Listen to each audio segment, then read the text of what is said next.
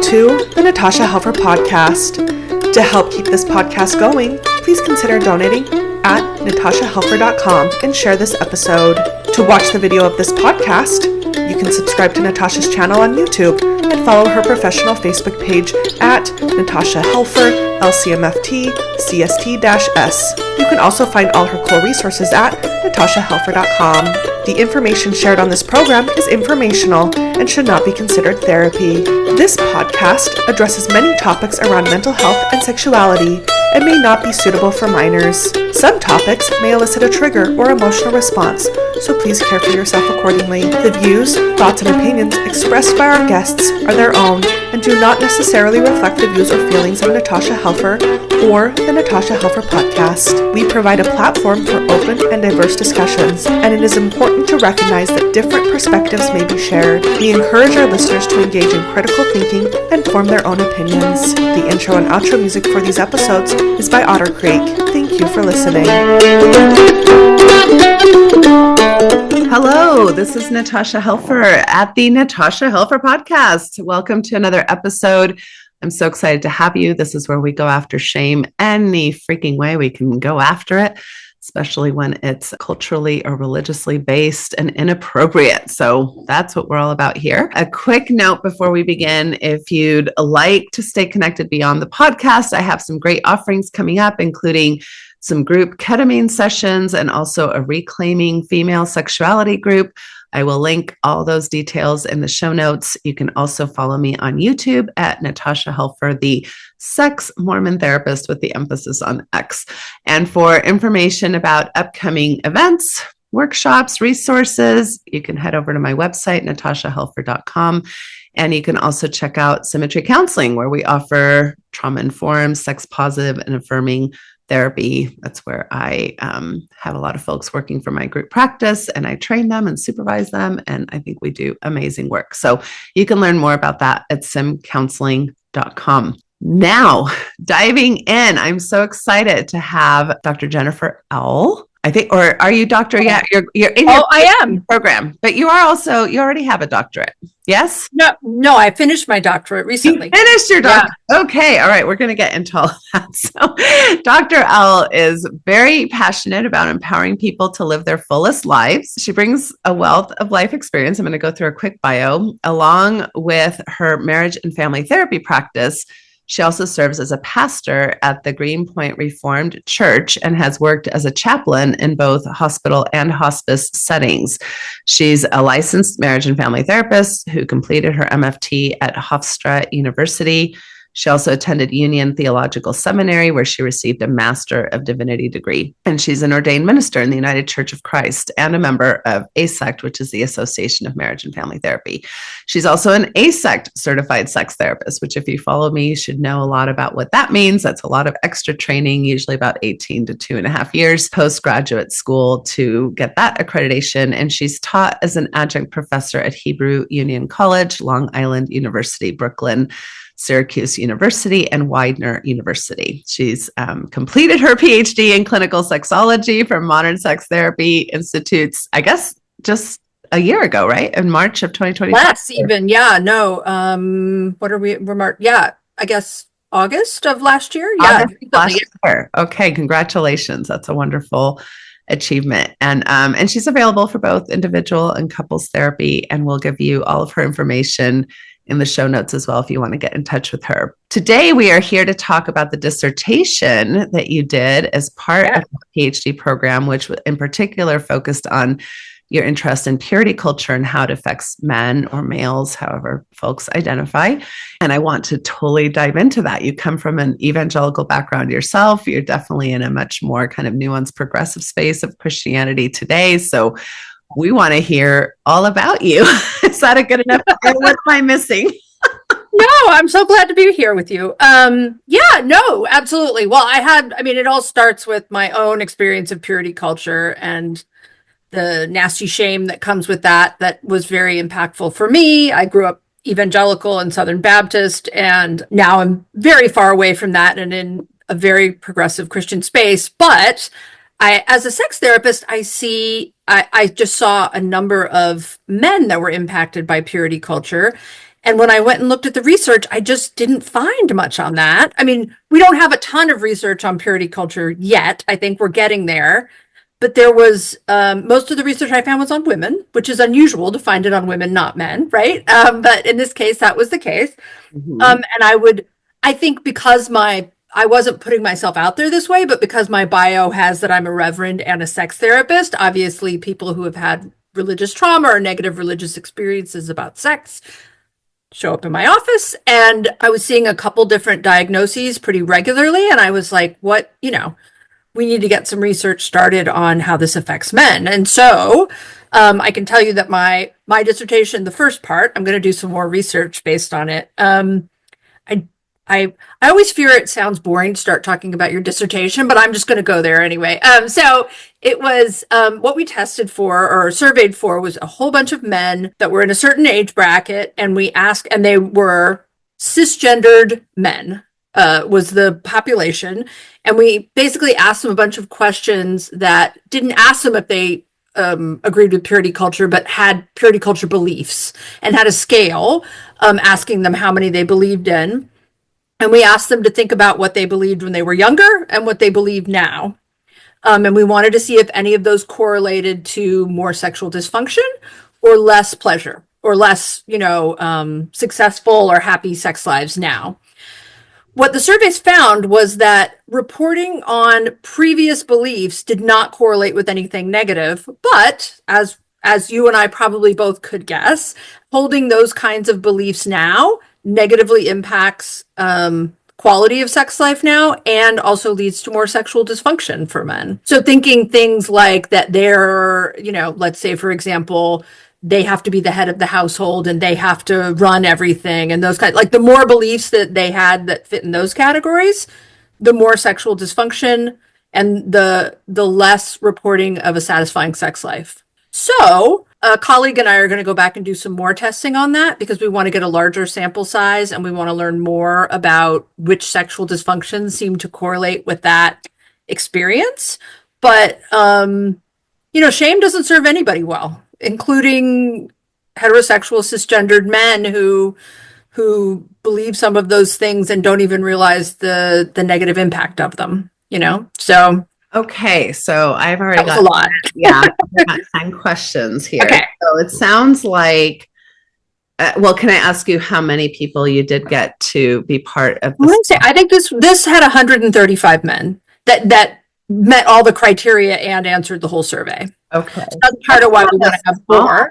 I mean, that's not a small sample. It's not like a 10,000 people sample either, but it's not, I think, in the area of statistics, that's a pretty good sample, folks. And you weren't necessarily, so you were asking them, what beliefs did you grow up with versus if you still have some of those beliefs? And it sounds like the great amount of distress was with people who still had some of these, we call purity culture types of beliefs.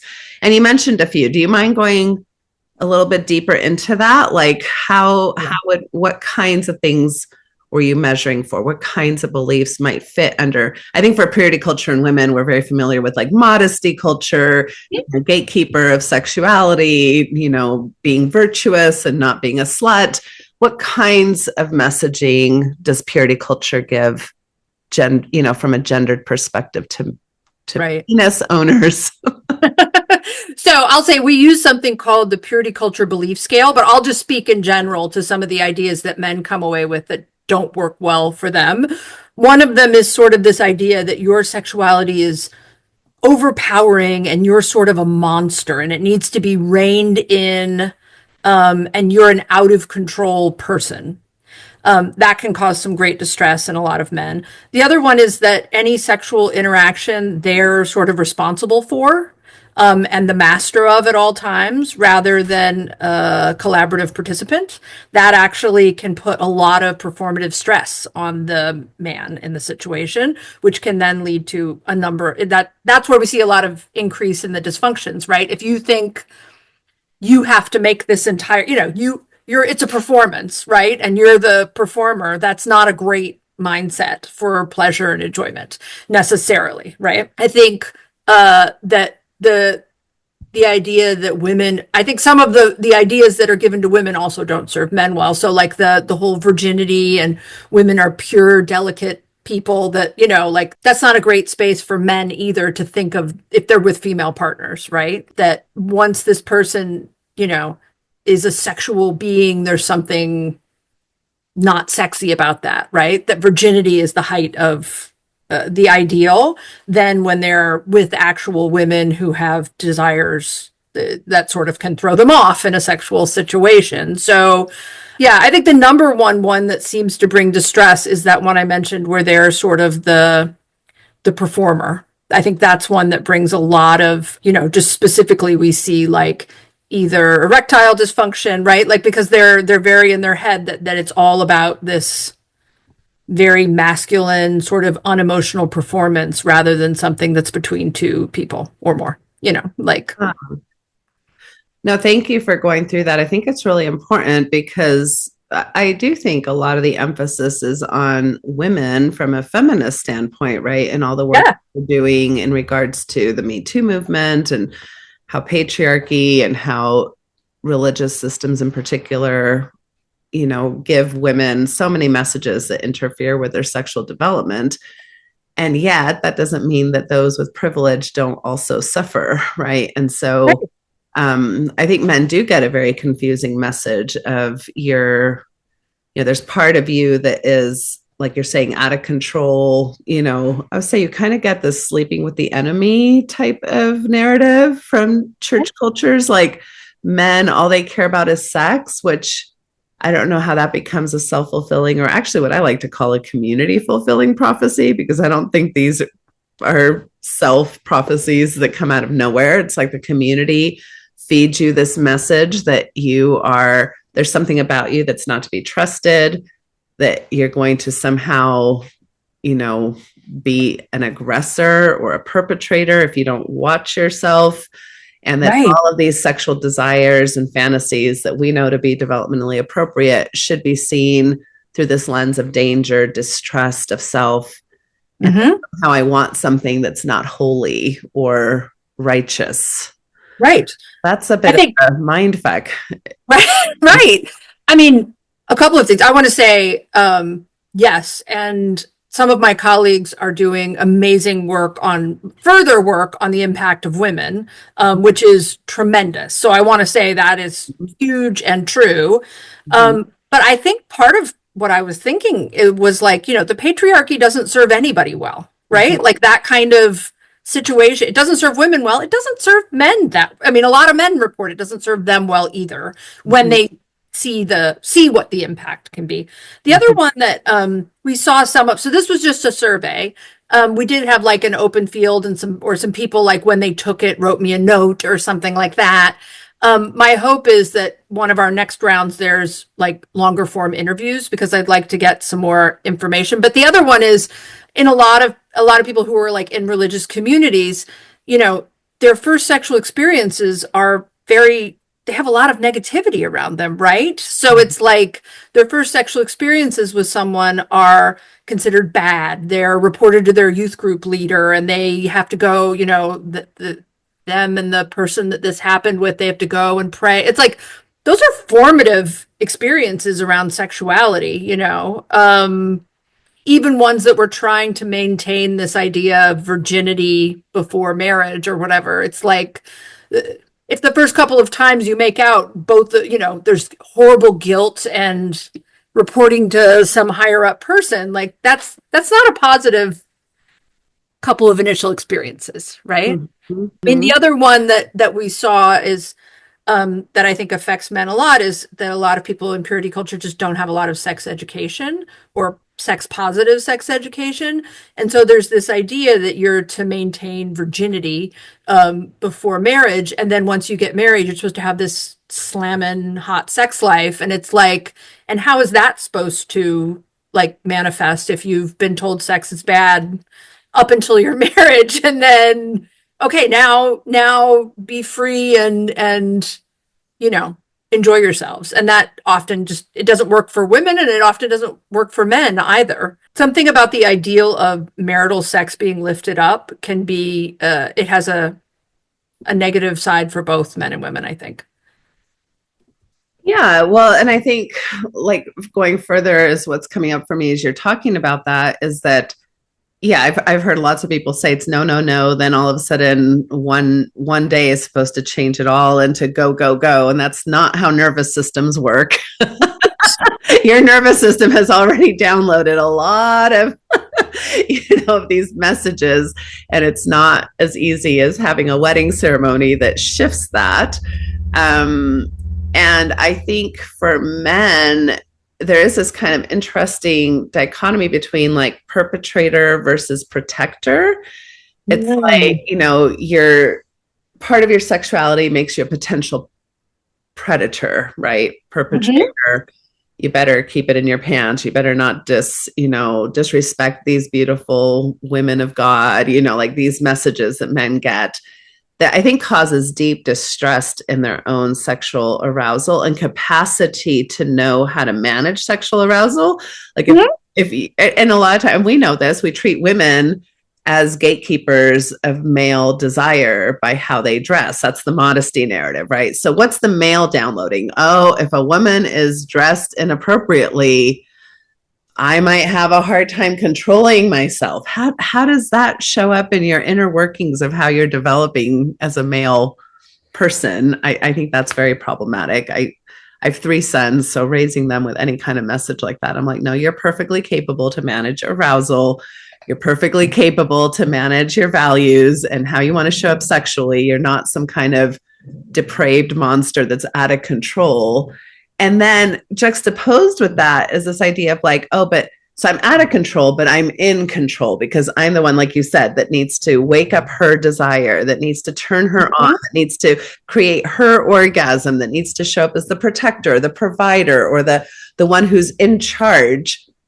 I mean, and you're 22 years old and you're expected to be like the master of the universe. I think that you said the word. I think the word some men have used it's like their experiences that they were taught they were monsters, and that's not that's not a positive viewpoint of their sexuality for them, like, and then assuming they're partnered with women, they're bringing that into, she's bringing her stuff that comes from this narrative. He's bringing the idea that he's got some monster inside of him, but he should control it and then it should be something beautiful. And that just doesn't, like you said, that doesn't really work very well. Yeah. And I'm thinking the next point I'd like to bring up is that we know as sex therapists that a huge part of having good collaborative sex with a partner involves being stimulated enough to have sex. Well, what stimulates us, right? Well, usually the erotic realm. And what's the erotic realm? Well, it's usually like sexual talking or fantasizing or sharing, ideas or even moans or even some dirty talk. Like all of that is very stimulating. But the way oftentimes purity culture gets downloaded into marital sex is that it's going to be this beautiful, sacred, spiritual experience that bonds us together as a couple. And although that can sound really beautiful for emotional intimacy and even parts of lovemaking, it's not usually a great plan for long-term marital sex that we know needs some level of stimulation, some level of novelty, some level of like keeping this exciting and cool, but none of those tools are deemed holy or appropriate. Like, the word I'm thinking of is like, yeah, keeping it sexy. Like, it's a group of people that are basically taught to turn off the erotic and the sexy, and then they get into a marital space and they're told to be together with one person for the next 60 years, but none of those none of those things have been accessed prior to the marriage. So how do you do that, right? Like, right, if you've never talked dirty to somebody and then you're with one partner for the next 50 years and you're supposed to somehow maybe be immodest in private or maybe talk sexy, yeah, how do you know how to do that? And also you've been taught sex is something you shouldn't talk about, right? So you're not probably talking with friends or, it's a shameful thing in general. And it's also in a lot of church communities, I think, lifted up that, once you come together in this beautiful marriage, it's all just going to fall into place. So it's definitely not a setup to then ask people about how to keep sex sexy. Yeah. Well, and to be frank, I think a lot of the things that we would offer folks to keep things sexy are not even qualified for marital couples in these high demand church religions, like inviting any type of erotic materials, whether it's literature, poetry, music, explicit materials like pornography, which we know can be helpful for some couples if their values align with it, to stimulate their erotic templates together and to have fun and to have it be a playground. I mean, we're not even saying that those things are okay for married couples. And then I think you're right. So there's like an erotic language that's missing. You don't hear from it prior to getting married, because that's when everybody's giving you primarily abstinence-based sexual education. Right. But there's no class to show you how to do this, nor would they give it in a lot of these high demand places where they're saying, actually, don't rely on the sex toy, don't rely on the erotic materials, don't rely on fantasy, only rely on this kind of, what I want to say, like infantilized version, like Disney princess, like Sleeping Beauty-esque type of like, wake me up in a warm embrace and I will fall lovingly and magically into your arms and it will be so lovely. Because the erotic is dirty. That's I think that's what we're both saying is like the Disney princess love is acceptable. The erotic is, that's for other secular people outside of our world. And the problem is that the Disney princess thing is not really a sustainable sex space for most people, right? Like, yeah, so we know, you and I'm gesturing to you over the computer. You and I both know very much, like, women who have been in these high control religions. We see a lot of like vaginismus and sexual pain, right? I'm just throwing out, like, one of the things sometimes we see in men is premature ejaculation, because it's almost as if their body is communicating, this is not we're finishing this very quickly because this is not a good space, right? Which is, I think it's comparable, because I think the vaginismus, there's like a mind-body connection where the body is saying like sex is not a good thing. I think in those cases, sometimes men's bodies communicate similar things. So it's like, even if intellectually now they think it's a positive thing to marital sex, like their body may be, just because you change, like you said, the one night, it's like, then that doesn't mean your body and nervous system have changed. Yeah, right. Yeah. And I've seen it also in delayed ejaculation for men, where they say, well, I've kind of like trained my body not to come premaritally, right? Like, I prolonged ejaculation so much that now that I have the permission to ejaculate, my body isn't necessarily coming around. So there's that as well. And then also erectile dysfunction. So can you talk, you mentioned performance. I do think men in purity culture have a lot. Their worth is really tied to performance on how they're providing money, performance on how they're showing up as righteous men in their communities, performance as to how they're protecting their wives and children. And what does performance anxiety do to the penis, to the poor penis? Well, I think we know that usually experiencing pleasure, except there's a very small percentage this doesn't work with, but the majority of people, to experience pleasure, you need to relax a little bit, right? And so if you're in your head and so anxious about your performance, usually you can't even access the erotic things that are happening in the moment. So pleasurable sensations or, visuals that are appealing or whatever, you're in your own head when you're anxious, because that's what happens. So it's almost like the turn on might be in the room, but you're not able to experience it fully enough to have a sexual turn on. So we see that happening with erectile dysfunction. The other one I've seen with erectile dysfunction is I'll have men come to me and they're like, I've been having sex with my wife for this period of time, and maybe it sort of goes back to what you were saying about, like, the playground is needed to keep the spice and all things. And they'll have been taught that they're not allowed to think of anything else during sex. They're not allowed to have a sexy thought of any kind other than what's happening right there. And it's like that's been taught to them by these high control religions, whereas lots of people in long-term marriages think sexy thoughts while they're having sex with their spouse. But it's just like a very controlled idea of what is allowed. So then that can lead to, I don't know if you'd call that erectile dysfunction, but just not enough of a turn on necessarily over time always, because there's just a very, very limited view of sex. The other one is, we as sex therapists are always trying to get people to expand their idea of what sex is, right? It's not just penis and vagina intercourse only. Right. And a lot of these people that grew up in purity culture, male and female, it's like that is the one experience that defines sex, right? And so we know that a lot of people like a lot of other things other than that. And they're sort of off limits a lot of times, even though maybe that wasn't a written down rule. It's just like a very conservative idea of what sex is.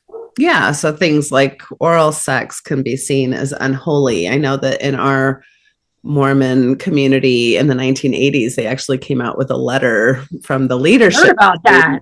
Don't have oral sex. I think that very quickly did not go over well.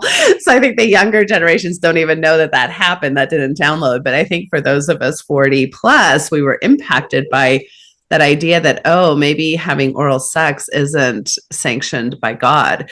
So imagine then, of course, things like anal sex or using a sex toy, or even, I think, Levi Levin, right? Like grinding is such an effective way for female orgasm. And yet it either might by the male not be seen as actual sex.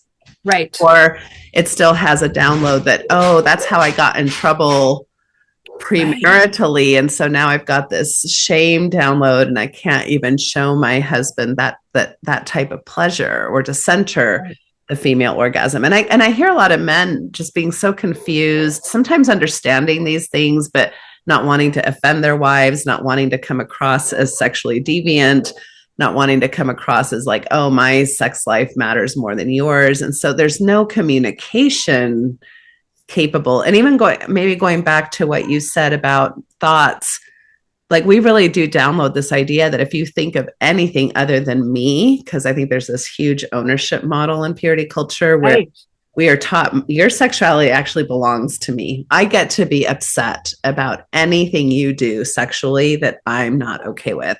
And although, of course, I think we all have agreements that infidelity, we can all be upset about that. But even these ideas of touching your own body, having fantasies or thoughts that don't include me or that are or not about me at all, now falls under this realm of infidelity or betrayal. Right. We're using language as strong as betrayal trauma in a lot of these sex and porn addiction systems that are so inadequately, trying to do, I would say, malpractice therapy in mostly religiously conservative culture. So can you speak to that idea of betrayal?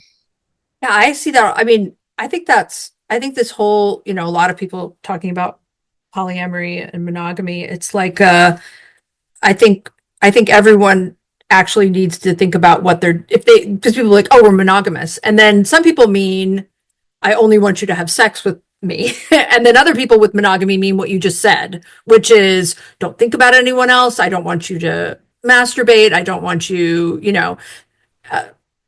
looking at, there was some woman that like the husband reported to me, it was like he picked up the mail and the Victoria's Secrets catalog was in it. And she was angry with him that he like glanced. I mean, like it was hers, but like, and it's like, wow, that's betrayal. Like, glancing at an image in the mailbox so I think, this is a whole other podcast that I'm sure you've talked about these on other ones, but I mean, I'm just amazed that, I'm working in New York City as a sex therapist, how many people that come to me who have this language of porn addiction and aren't even necessarily from these high control religions, but it's so infiltrated the rest of, society that that was the other thing that did come up in my dissertation that really surprised me. Like you and I both have this background that we, different, but similar of like these high control religions and these people that have purity culture ideas and didn't necessarily grow up in those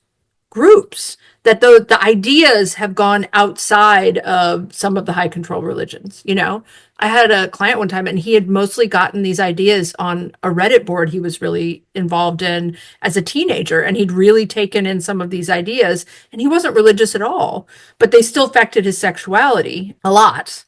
So yeah, I don't know if Yeah, that answered. I'm a huge believer that purity culture has infiltrated everything in the United States of America. I don't know that you need to be religious to have grown up in a system that, even just a general high school where women were slut shamed and boys were high-fived because they had sexual experiences. Like, I think that's probably a very common teenage American high school experience. And that all comes from purity culture, right? And so it's we were, I guess, Christian founders founded this country. We are seeing kind of an interesting, almost backfire effect, I think, currently with things. I just read an article that's like 20 to 25% of younger men, I think between the ages of 18 and 25, are buying into what we would call misogyny type beliefs, which are very tied to purity culture. And that's been a rise. And we see this in the brosphere.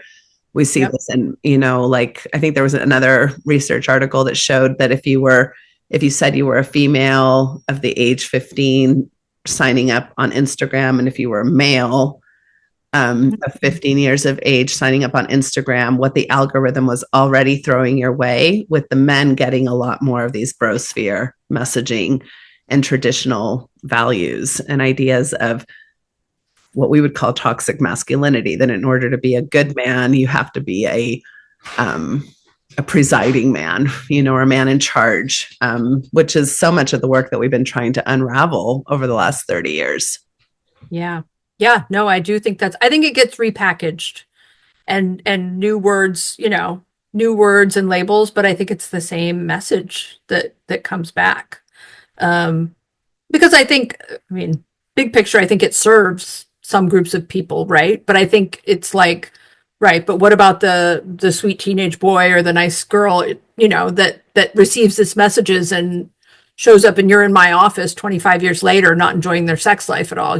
That's I don't know that it's obvious, like that it's obvious to everyone that kind of messaging shows up like that for people. And it makes me very sad, because I see people who haven't enjoyed their sex life for decades, and to me, they've been robbed of something, dare I say, God-given, like that's my perception of it, is like, this is a gift. I'm a pastor. This is a gift from God, and it's been taken from them. And that just makes me really sad. I'm always excited to help them find it, but, makes me sad that that's been taken from them.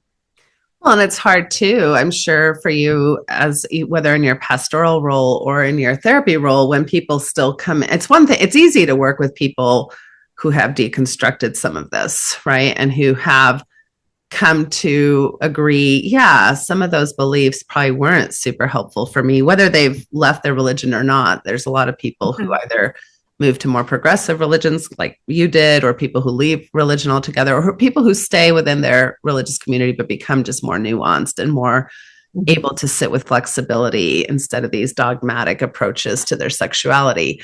But I think the challenge is when people are still very much in their dogmatic belief systems, and we, are trying to honor religious or spiritual beliefs that, quite frankly, I'm not sure deserve honoring, but we're still ethically bound to attempt to do some of that. Any thoughts about that tension? I think I don't usually end up with those folks. I think I serve the church I serve with my wife, and if you Google me, it's pretty obvious that I'm a lesbian. So I think they probably go talk to somebody else. But I have had clients where they're very much still in the conservative space, and they just want to solve a specific problem that they have. And yeah, I think that's challenging work. I've done it with people, but I do think it's hard not to want to push a little on some of the ideas that, especially the ones you see aren't serving them well. Right. Yeah. But I do think there are, I don't know that I'm like the person in that space that's doing that, but I do see people that really work within some of these on the fringes or in these institutions and still do really good work as sex therapists. And I have a lot of respect for their, I know there are a number of in New York, like Jewish identified sex therapists who definitely have relationships with like Orthodox rabbis and are doing that kind of work. And like, I think sort of there's an unstated or stated agreement that they're going to push on some beliefs, but they're not going to touch other ones, but most of our religions want people to have functional sex lives. I mean, that's at a base, right? So I think that even really conservative religious people will want that or help people find that. Yeah. I know you've worked in both, right? Like a little bit of both. Oh, those yeah. things, right? It's very challenging. And yet lovely work to do with people. I always try to find some type of flexibility. Like you're saying, I think most religions, when you said most religions want people to have functional sex, especially for procreation purposes, I would agree with that. Although I would say, well, heterosexual presenting people, religions want that. I think it is kind of tragic when you see certain belief systems, I think, quite frankly, almost like be a lobotomy to eroticism. And so, it's not our job to change people's religious beliefs. And yet you see the impact of some of these religious beliefs. And you're seeing them in this study too, that you're, and religion has all these protective factors. It also has harmful factors, especially depending on the religion and how strict it is. The more strict and rigid a religious belief system, usually the more problems. Whereas when you can lean into flexibility. So how much spirit of the law versus letter of the law does each religion have, which makes a big difference. And also the personality of the person. Like I would say, even in my LDS Mormon community, there are people who are very rigid and orthodox, while other people are more laid back and progressive, and they come from the same faith community. Right. And so sometimes it's personality based too, I think, right? Like psychology does have a lot to do with how you take in those religions and work with them, right? I think. Yeah, right. I think some people are looking for rigidity and rules, and those religions help, they serve some sort of psychological purpose sometimes too, right? So, and sometimes those are the ones we see, that people who are highly inflexible in those communities, like you said, and then there are other people that hear the exact same message and there's a little more flexibility. So, right. Yeah. So all those factors matter. All right. So returning to your dissertation, if I'm hearing you correctly, it seems to be like there's three primary themes here. One is the shame of being seen as a monster, that somehow, especially if you notice yourself, and it's so interesting to see how many men come in from these systems that tell me, well, I'm very high drive. And all the time. I hear it all the time. I want to understand how you're defining high drive. Right? And so, but it almost seems like they download from a pretty early age. And I do think we talk to boys in these high demand systems like, you are sexual, going to be sexual, whereas we talk to the girls more like somebody's going to want you sexually, and it's your job to protect yourself until you're married from that. And also that they're not very sexual sometimes, I think, right? And I think that message also goes to the young men who partner with women, which is, you're highly sexual and your wife is going to do this because she loves you. Like, not that she also has sexual needs and desires, which makes for like all of not like that he's in overdrive and she has no interest. Neither are true, and like most likely, and are not, right? So yes, that's one, I think. Yeah. And that there's something inherently dangerous about that drive that he's noticing. So the fact that he has any drive, the fact that he wants to touch his penis when he's 13 or 14, the fact that he has a fantasy every now and then, the fact that he's having crushes, all of that is downloaded through this, oh no, there's something dangerous about me. Yes. And I need to control it because I am dangerous. Right. As opposed to, how great, I'm having crushes. I'm, being turned on. How fantastic that that's happening with me. You know what I mean? Rather than a positive, it's like this dangerous. Yeah. Right. So that really downloads into shame. Right. Then there's this second message, which I think shames eroticism in general, which is kind of this purity, virginity. You know, I should look for a virgin. I should be with somebody who isn't very experienced. And it kind of creates this kind of Madonna whore complex in marriages where it's like, well, I can't ask my beautiful, wonderful wife to think about these deranged fantasies I'm having. That would be so perverse of me or bad of me. Yep.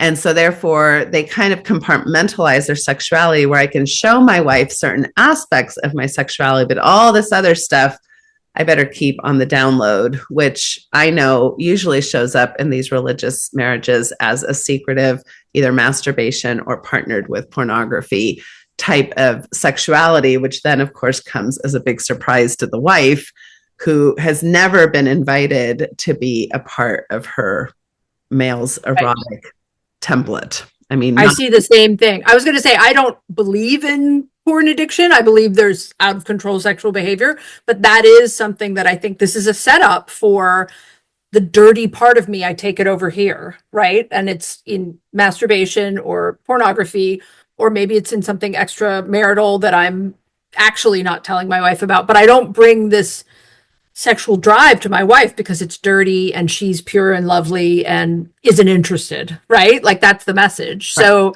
it's a setup for, right, the Madonna whore thing. Yes, yeah. Absolutely. And I think for the wife that lands sometimes as, yeah, that's right. Don't bring me your nasty stuff, right? Because I am, pure and virtuous and I'm not interested. And I can't even believe you'd be interested in that. And the fact that you're interested in that already feels like a betrayal. But there's also other women who are like, I guess I better just not think about any of those things either. Because quite frankly, many of us are thinking those things too and having much more erotic template than our pure sacred sex scripts allow. And so it's like, well, I can't even showcase that or tell him I'm interested in that because that kind of makes me whore-like or slutty. Right. And he's not expecting that of her, and she's thinking it's a bad thing. And so they're not, it's a missed opportunity all around.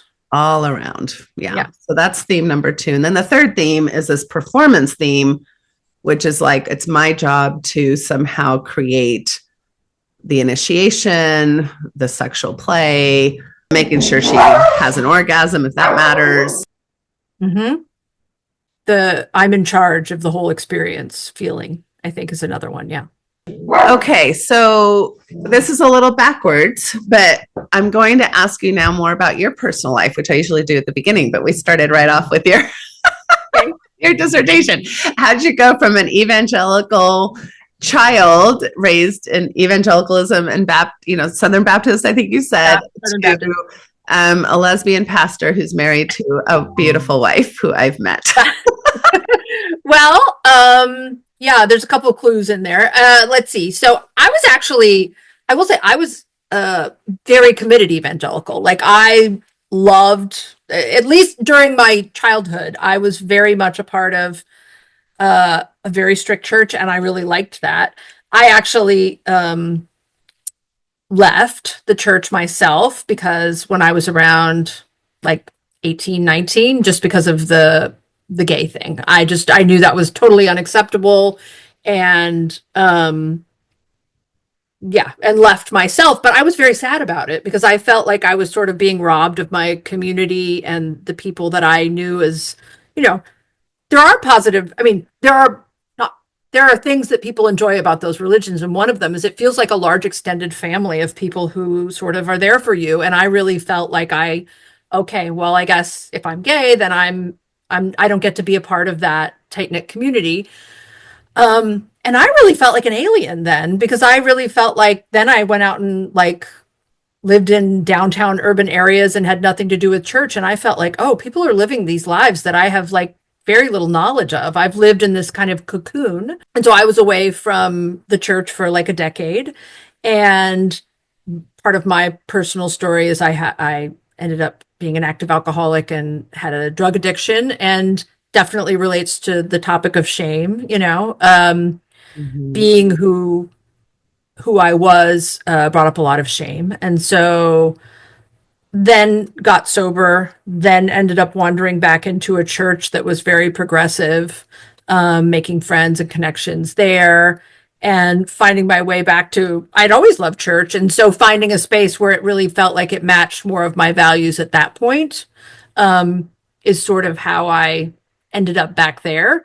Then after becoming a pastor, then becoming a therapist, and just sex and the church had always been such a huge focus of mine because of the way that my life story went down with, sort of feeling pushed out as a gay person, and realizing that feeling was so much more universal than just gay people, that a lot of people feel like their disconnect with religion and even just their experience of the spiritual or God is about a conflict around sexuality of some kind, right?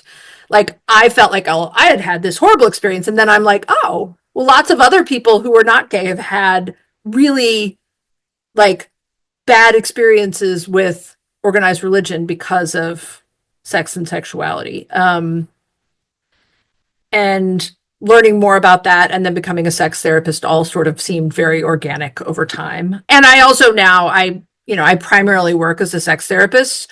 I see some couples occasionally that's not their main focus, but most of my clients are sex therapy clients. And I see plenty of people that it's not religion based, but that's sort of how I got into my interest around sex therapy. I will say though, marriage and family therapy, I was shocked at how little sex was in, it's like we're learning about relationships. We see tons of couples and we have very little training in sex and sexuality when that's one of the defining features of couplehood usually, right? So that doesn't really make sense. So that was the other one. I went back and just studied more about it because I felt like I kept having all these couples where that was clearly the issue and I didn't have as many skills as I wanted. That was absolutely my experience too. My sex therapy training kind of blew the lid off of my marriage and family therapy training, both of which were very important. I'm not saying my marriage and family therapy training was very, very instrumental in helping me understanding systemic systems, how we correlate, how we co-regulate, so many things. And yet it also seemed like there were some competing ideas in both fields that didn't totally correlate very well. And I think we see this in the likes of, like Sue Johnson, the Gottmans. I think the Gottmans are doing better with some of their kind of sex therapy stuff, but it's really kind of like there's two separate fields. And a huge part of marriage is usually sexuality or the lack of thereof, and who's distressed about it. Right? So very little training. And I think that's true of most, of even medical professionals, of obviously, I don't know, what about your master's in divinity, and what did you find there as far as sexuality? Because I come from Mormonism. Probably the majority of my people that listen to this podcast maybe come, I'd say, high. So we have a lay clergy, and so this idea of going to divinity school is quite foreign to us. Yeah, I've learned a lot more about Mormonism because I, a year ago, started a sex therapy practice only, and my partner in that, Rocky, is ex-Mormon. So I've learned a lot about Mormons in the last year or so. But yes, right. So divinity school. No, I went to a very progressive divinity school, but there wasn't a lot about sexuality. That's just not, that's not, I mean, it was an inclusive place in the fact that they were queer people and transgendered folks are beloved children of God as well. So they were very affirming in that way, but not much about sexuality. I mean, just the level of discomfort most people have talking about it. It's I feel like that's true of so many spaces, progressive and conservative. I don't think it's only conservative people that have a hard time talking about sex. It's an uncomfortable topic for a lot of people. Right. Yeah, no, that's really interesting. Tell me a little bit more. I mean, so at least in my experience, 18 for a person who is raised in a religious climate where, quite frankly, you're being encouraged to identity foreclose yourself, especially sexually. That seems young for a young woman to say, you know what, I'm peace out. I'm out of here. You're not accepting me as I came cooked. And so tell me a little bit, was that typical? Did you have a lot of evangelical friends who left similar, or are you noticing more like me? Like I see, especially lesbians, I see them more leaving high demand religions kind of more in their 30s and 40s after they've already been heterosexually married. And that tends to be a trend anecdotally. I don't know if I could back that up with research, but.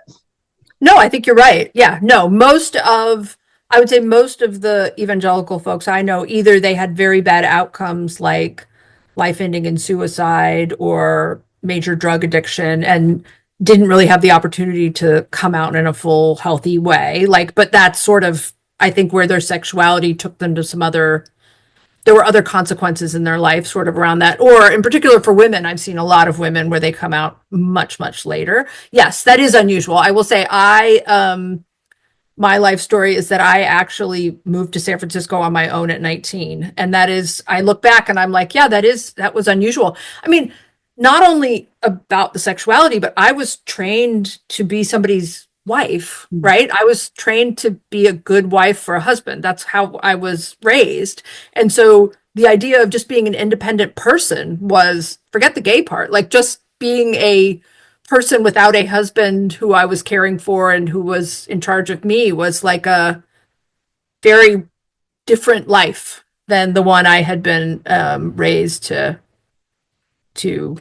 lead. So yeah, I think that was an unusual step. I'm not sure what yeah, and I will say I was pretty ill prepared in some ways. Now that I look back, I'm like I was pretty ill prepared to be an independent adult, you know. Those kinds of religions don't give you a lot of skills necessarily, or that's my experience, right? Like those contexts don't give you a lot of skills of how to live your life, especially as a young woman, I don't think. Mm-hmm. Yeah, no, I mean, the directives are usually very communal focused, right? Like, right. You know, graduate from high school. And in our culture, it's like go on a mission, go to college, get married in the temple. And a lot of times the timelines that they're shooting for are very early 20s, if not even late teens, you know, for especially for women to be making those decisions. Men are usually allotted 21 to 23 to be making those decisions before they're shamed in our culture. That's still way younger than the 25, 26 we know where we're fully developed. Right? Right. So I do agree with you that I think in high demand religions, the skill set is not, they're not interested in creating independent adults. They're interested in creating communal adults that will be part of the community as it's been prescribed, which is very heteronormative and cisnormative and all those things that we know. Right. Yeah. So did you pay a high cost? Because we know the more high demand a religion is, usually the higher the social costs. Like, were you ostracized by family, by your church community? I mean, I pretty much opted out of my church community. Like, I didn't go to that. I know some people, like, they tell their church community and they reject them. I, like, disengaged myself. My family, it's been a very long journey. They're very supportive now. They're very friendly with my wife and we visit them and all that kind of good stuff. But, you know, I have a lot of empathy for them because they were really raised to think these same things. And so I think when I was gay, they were sort of like, what? They knew me to be a rather sincere person. And I was like a very religious person. So I think they were very surprised. But I will say my parents are very conservative human beings, but my mother in particular did her own research and was like, I actually don't think this is like what I'm being taught that this is sinful. I don't actually see the basis for that, you know? And that did change our relationship, but it took quite a while. So yeah, I did pay, some cost. I would just say also like that was the only culture I knew. I don't know how to describe it that way. It almost felt like I was immigrating to a different country or something. It just felt like a very different, world that I didn't know how to navigate. So I feel like that there was a cost there for me. Yeah.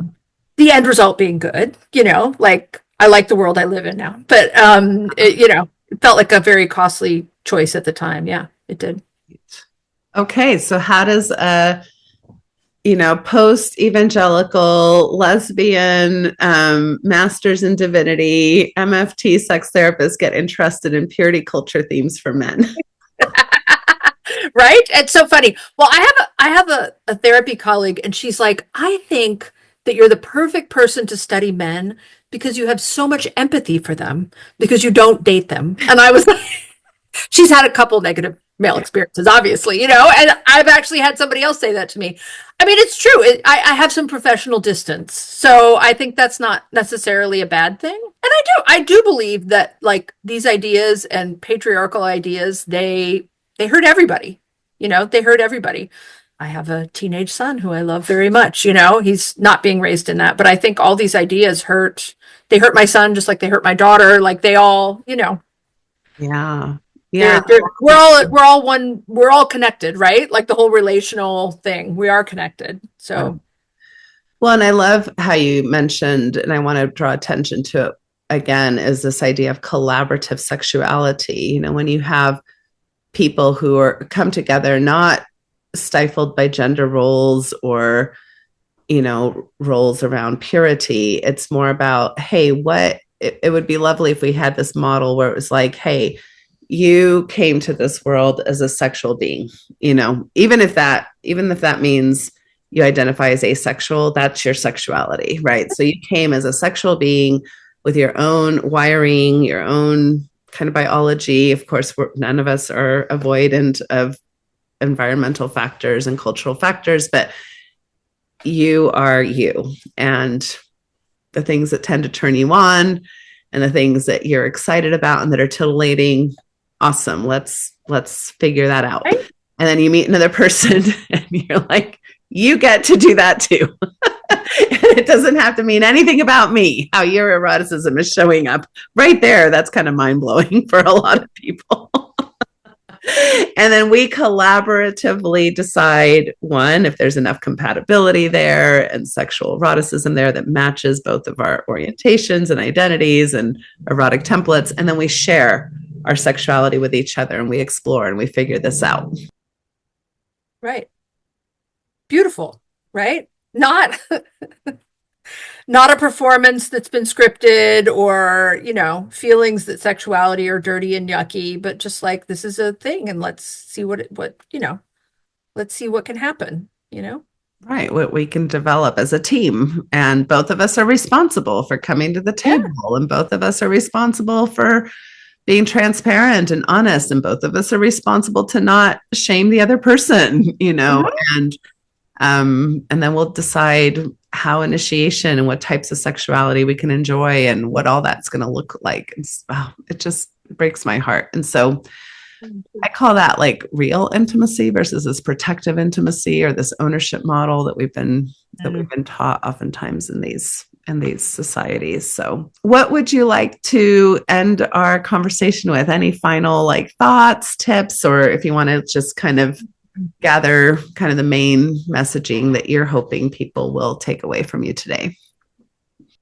I think going back to one thing you said, I think that some of this sort of limited thinking, like purity culture is a particular movement and it has dates and all this kind of stuff, but it's like this kind of limited thinking really has infiltrated and continues to infiltrate a lot of different kinds of thinking, and just knowing that it can limit our joy and our satisfaction and all those things in sexuality, to all of us be a little bit on the lookout for it, right? Like in its many forms, and just to question it, when it seems like an idea is not serving you in your sex life well, why, where is it coming from? Why is it, question it,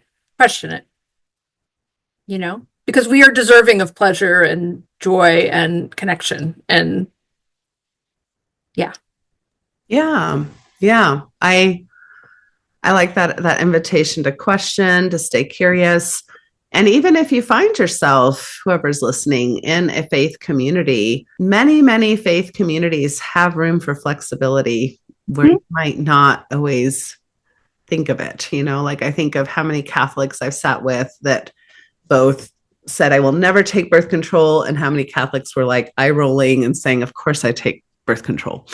And both Catholics and both observant Catholics, right? Or how many Mormons I've sat with who are like, masturbation is a sin next to murder, versus how many Mormons are rolling their eyes and going, of course I masturbate, and I'm not going to tell the bishop about that, right? So I just want to invite people to think about, even in your faith community, there are people who are more orthodox and more like observant to dogma, versus more able to say, okay, how do these principles really relate to my life? And how, by the fruits you shall know them type of an approach, right? And so if the fruits are creating erectile dysfunction, non-transparency in our relationship, a lot of fear and shame and disgust and pain, maybe there's something we could work with. Right. Exactly. If it's not working, maybe ask those questions, right? That there might be a different way to still observe our faith and still have relationships with God if that's important to us, and also, lean into the science and the evidence-based practices that we know help so many people that go through some type of form of sex therapy. Yes.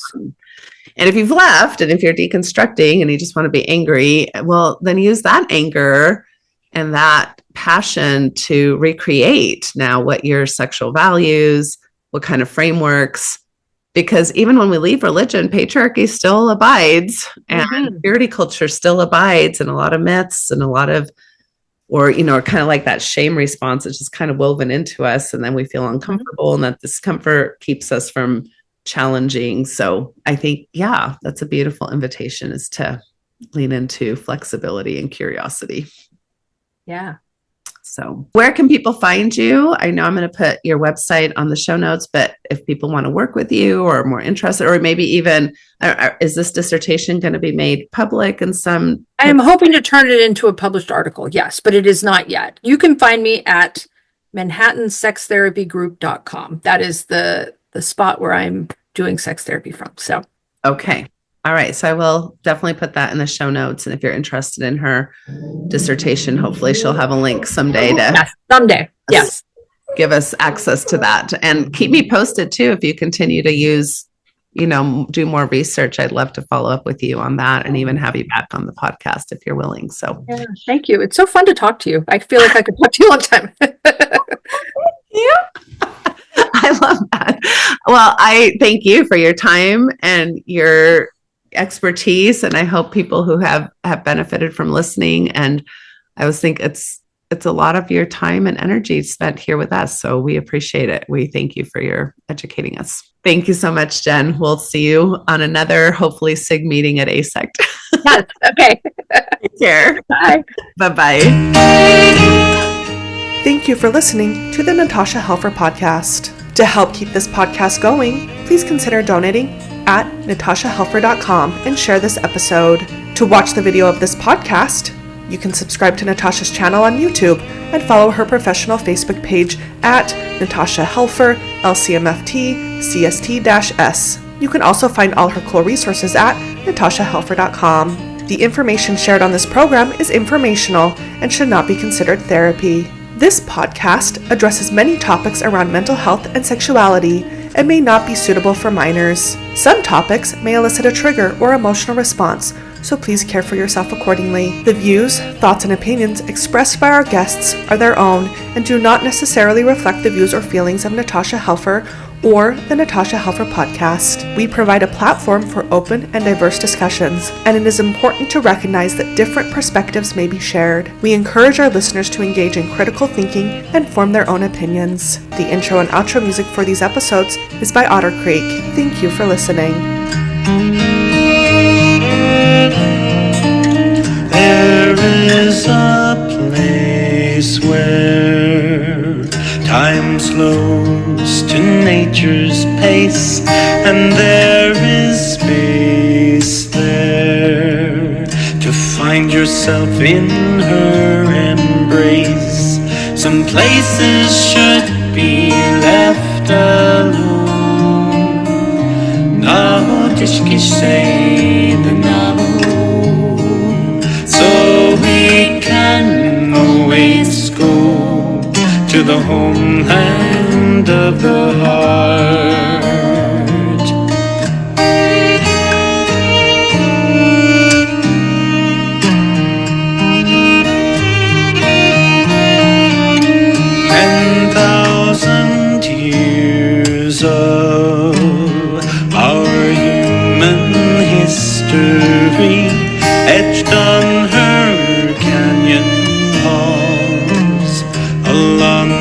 hide earth's mysteries.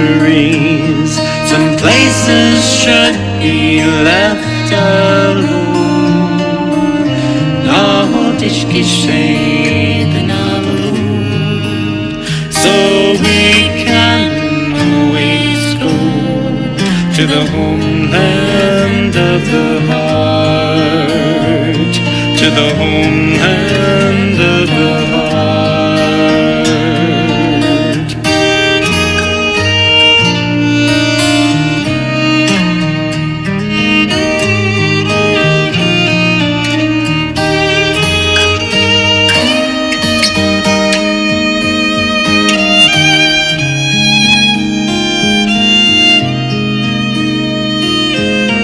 Deep in our cities, we sleep without her stars, yet still her presence sustains us from afar. Some places should be left alone. Något geschehen alone. So we can always go to the homeland of the heart, to the home